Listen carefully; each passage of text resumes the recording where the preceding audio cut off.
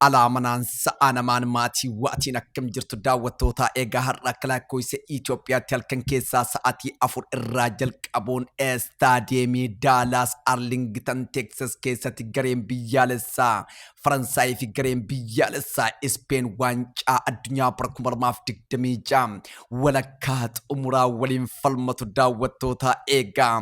waancaan addunyaa bara 2026 walakkaa xumuraa keessatti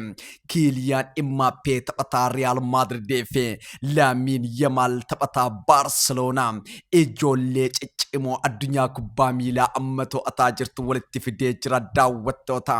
eegaa tapha waancaa addunyaa walakkaa xumuraa kanaan garee biyyaalessaa Faransaay moo garee biyyaalessaa Spain xumuraaf darba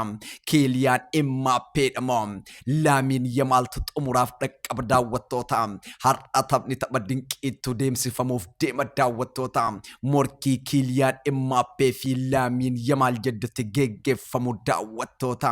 Osman Dembelenis jira Olisenis jira daawwattoota Desire Douénis garee biyyaalessa Faransaay keessaa burraaqaa jira yaa daawwattoota kun waancaa addunyaati garee biyyaalessa Spain irraa Nico Williams Lamine Yamal Pedri fi Rodri sirra jidduu keessatti kubbaa asiif achi yoo gangalchan garee biyyaalessa Faransaay keessaa Moshumeen yookaan Koonee fi Rabiot sirra jidduu keessatti qiyaamaa buusuu deema kun waancaa addunyaati sirra duubaa irraa William Salibaan faati garee biyyaalessaa Faransaayif utubaa sirra ittisaa yoo ta'an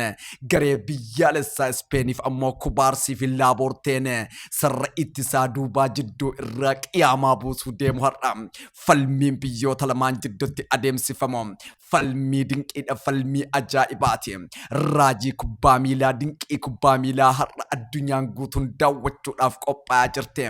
Kiiliyaan Mbappé moo Lamine Yamal kana walakkaa xumuraatiif dhaqqabu daawwattoota tilmaama keessana barreessuu dandeessoo taphicha daawwachuu barbaannaan afaan Oromoo afaan saba guddaa afaan ummata bal'aa kanaana gama yuutuubii Oro Sky Sportii fi fuula TikTok Israa'el sabaa irratti afaan Oromootiin komentir gochuuf